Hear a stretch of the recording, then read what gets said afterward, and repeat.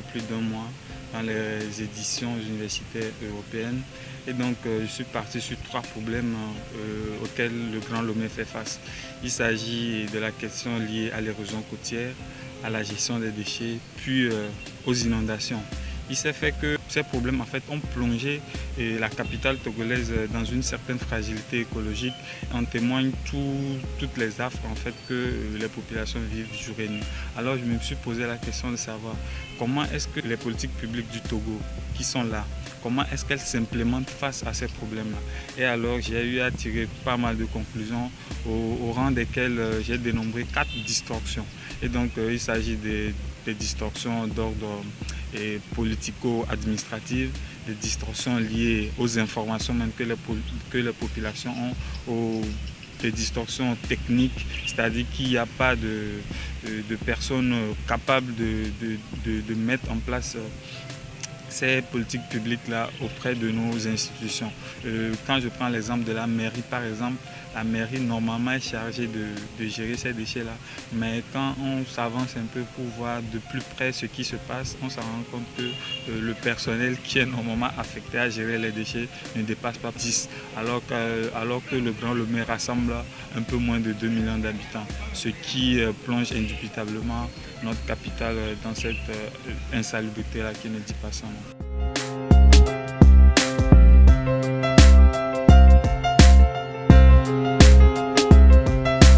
Le Togo n'est qu'une petite goutte dans la mer dans cette histoire de changement climatique-là. Parce que les gros pollueurs, même que sont la Chine, les États-Unis, l'Inde, eux tous, ils ne veulent pas prendre une position assez radicale face à ces changements climatiques-là. Au plan national, donc, toutes ces répercussions-là agissent sur nous. Étant donné que nous sommes un pays côtier, cela agit indubitablement sur notre trait de côte, puisque nous perdons entre 10 et 12 mètres par an. Donc, c'est-à-dire que le Togo est en train d'être grignoté peu à peu par la mer, sans compter toutes ces répercussions économiques là qui s'en vont. Et je pense que nos politiques publiques, on a pris des décisions fortes quand même, et des décisions qui sont courageuses. Reste à les mettre en pratique, parce qu'on a plus de 800 textes auxquels le Togo fait partie en fait, et des conventions qui sont plusieurs. Et je pense que déjà le petit quoi, c'est d'arriver à être courageux avec toutes ces mesures-là que nous avons prises et de les mettre en pratique conformément à nos textes. Parce que pour l'heure, on constate qu'elles sont là que de nom, et elles manquent d'une mise en pratique de façon ponctuelle.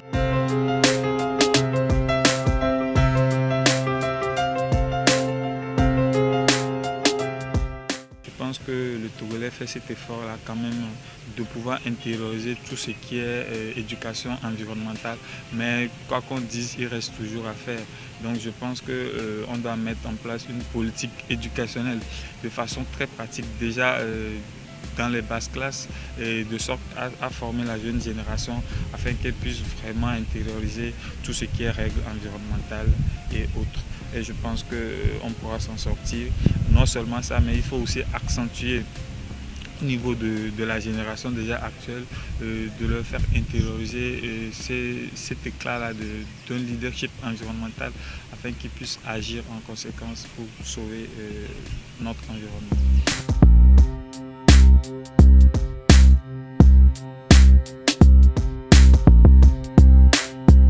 Je pense que vous faites déjà bien en ayant approché un de ces scientifiques-là qui travaille sur ces sujets-là. Maintenant, je pense que notre rôle serait de vraiment vulgariser les résultats de nos études, d'arriver à les faire comprendre par le citoyen lambda, si je peux m'exprimer ainsi, et de sortir de ce carcan universitaire-là et d'aller sur le terrain afin d'agir véritablement sur les populations.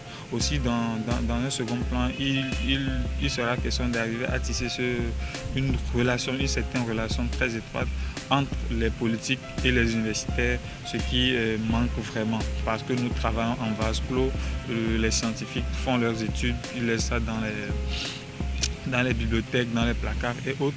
Et les politiques qui sont à côté ne s'en inspirent pas.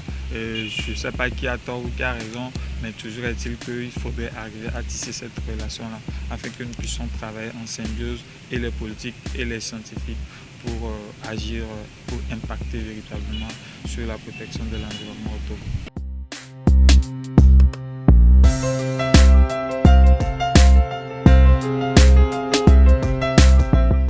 Je vous dis merci et parce que sous d'autres cieux, c'est des choses qui se font déjà.